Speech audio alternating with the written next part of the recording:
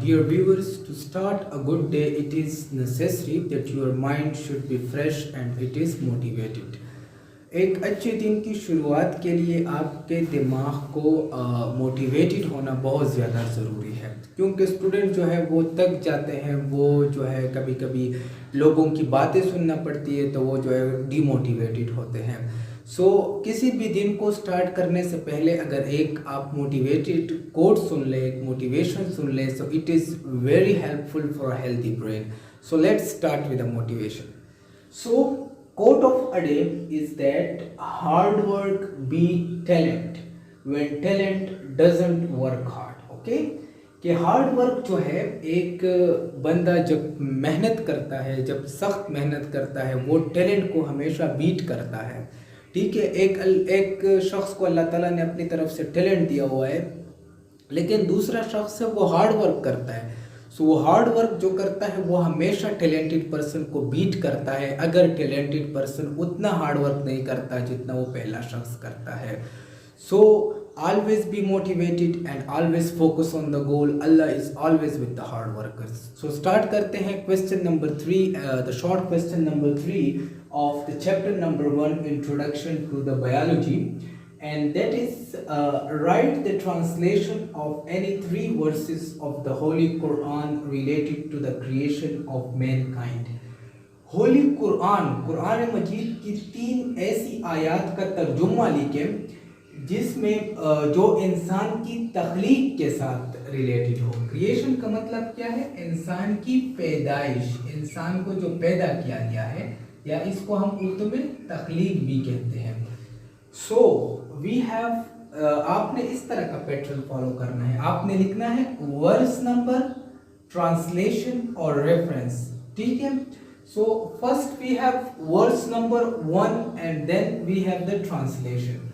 Translation जो है, who made all things good, जिसने हर एक चीज की एक अच्छी तख्लीक की है, जिसने हर एक चीज को एक उम्दा तरीके से बनाया हुआ है, which he created and he began the creation of man from clay, और फिर उसने इंसान की तख्लीक जो है वो मिट्टी से की। ये तो हमें पता भी है कि अल्लाह ताला ने इंसान को जो है वो मिट्टी से बनाया हुआ है। इस आयत का तर्जुमा ये है, who made all things good which he created, उसने जो भी चीज़ तख्लीक की उसको एक ऐसा तरीके से तख्लीक की, उसको एक खूबसूरत तरीके से तख्लीक की। And he begin the creation of man from clay, और उसने फिर इंसान को तख्लीक किया मिट्टी से। इसका रेफरेंस जो है वो आपने ज़रूर देना है, और इसका एक अच्छा इंप्रेशन होता है पेपर में, एंड दैट इज सूरह अल-सज्दा आया number 7। Then we have the verse number 2 and that is the translation of it is verily का मतलब होता है यकीनन। we created man from the product of wet earth, यकीनन हमने इंसान को तख्लीक किया एक गीले मिट्टी से। गीली मिट्टी किसे कहते हैं? हम बचपन में जब बारिश हो जाती थी, या अभी भी जिन लोगों का बचपन है, हमारा तो गुजर चुका है, तो वो जब बारिश हो जाती है और मिट्टी गीली हो जाती है अक्सर गांव के इलाके में, तो उससे जो खेलते हैं, that is a wet earth. In this words Allah Taala is saying that verily we created the man from the product of the wet earth, हमने यकीनन इंसान को तख्लीक किया किस चीज से? गीले मिट्टी से। एंड इट्स रेफरेंस इज सूरह अल-मोमिनून आया number 12।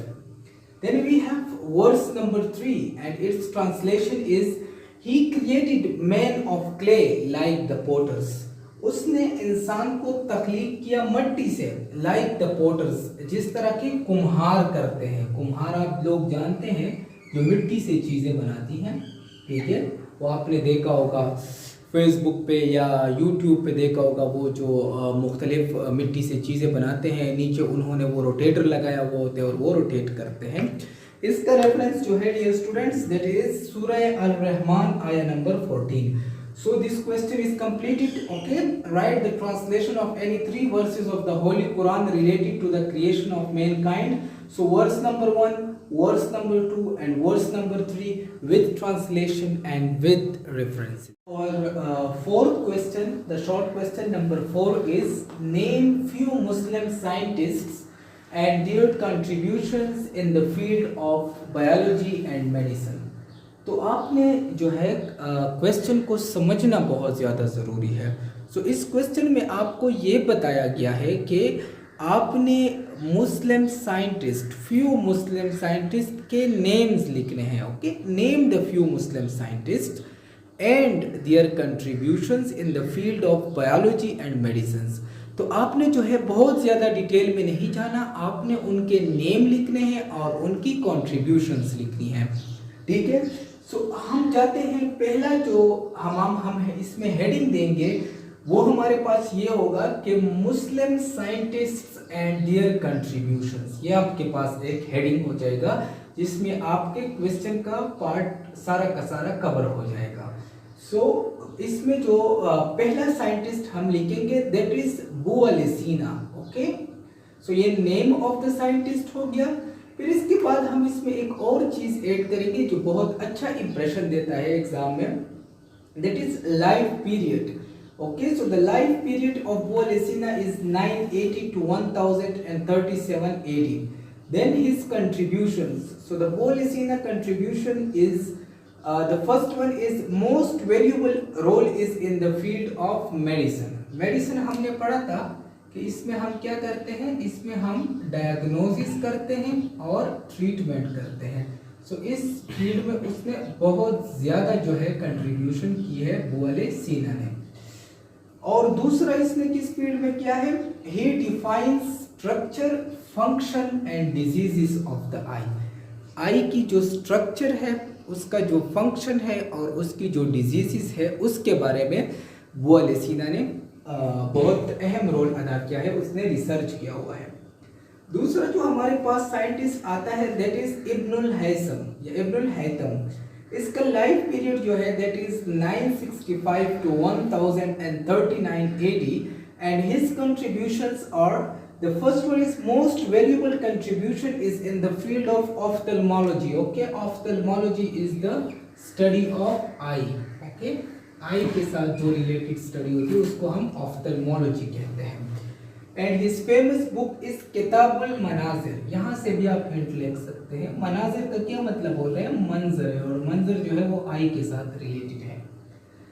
The third one is Ibnul Nafees. Ibnul Nafees, his life period is 13th AD and his contributions are that he describes the circulation of blood in the blood circulatory system. इसने blood circulation को define किया.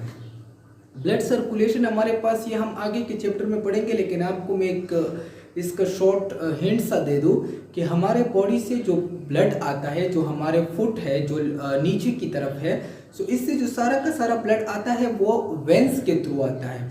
फिर दो बड़े veins बन जाते हैं जिनको हम वीना केवा कहते हैं, उनके थ्रू जो है हार्ट में आता है हमारे पास. हार्ट से जो है फिर हार्ट लंग में भेजता है, लंग से फिर प्यूरिफाई होके हार्ट में आता है और हार्ट से फिर जो है बॉडी में जाता है. So this is the flow of blood in the blood circulatory system and it was explained bye a Muslim scientist Ibnul Nafees. So the question number 5th, short question number 5th is what level of organization is represented by Volvox. ये हमने already किया भी हुआ है कि Volvox जो है, जो यूनिसेलुलर सेल्स होते हैं, ये कौन सा लेवल ऑफ ऑर्गेनाइजेशन जो है हमें बताता है. सो लेवल ऑफ ऑर्गेनाइजेशन हमारे पास कितने थे, वो हमारे पास 3 थे. मैं आप लोगों को वैसे रिमाइंड करता हूँ. यूनिसेलुलर था, ठीक है, कोलोनियल था, कोलोनियल, और फिर मल्टी सेलुलर था. सो इसमें से ये पूछ रहा है कि वॉलवॉक्स कौन सा रिप्रेजेंट करता है. So Volvox represent the colonial organization. So your first heading will be colonial organization. Volvox represent colonial organization in which many unicellular Volvox cells form a colony. ठीक है कि colonial organization जो है, मैंने आपको पहले भी बताया हुआ था कि अगर एक कॉलोनी है, एक 12-13 लोगों के घर है, सो वो जो है घर तो एक एक होता है इस तरह, जो हमारे पास वॉल्वॉक्स सेल्स है ये भी एक हमारे पास यूनिसेलुलर सेल्स है, एक सेल से बने हुए हैं, लेकिन जब ये कंबाइन होते हैं 12-13 घर, सो इनसे एक कॉलोनी बनती है and this is called the volvox colony. Okay, so volvox represent colonial organization in which many unicellular volvox cells form a colony. फिर इसमें जो है स्मॉल वॉल्वॉक्स कॉलोनी है, 100 volvox cells combined together to form a small volvox colony. So small volvox colony में कितने sales होते हैं Volvox के? 100 सेल्स होते हैं, ठीक है। Large volvox colony, many small volvox colonies combined together to form a large volvox colony. Okay, and then each cell has its own function. So some cells do the function of reproduction. कुछ sales जो है Volvox colony में, अगर हम Volvox colony को 100 sales में ले लें, सो उसमें से 50 सेल्स जो है वो रिप्रोडक्शन का फंक्शन करेंगे और 50 सेल्स जो है वो मूवमेंट करेंगे। मूवमेंट मतलब हरकत, और ये किस चीज़ की हरकत? इस पूरे कॉलोनी की जो मूवमेंट होती है उसमें रोल प्ले करेंगे। सो आप लोगों ने जो है ना हमारे चैनल को सब्सक्राइब करना है और जितनी भी स्टडी की फ्रस्ट्रेशन जो है ना वो ये लाल बटन पे निकालनी है। Thank you.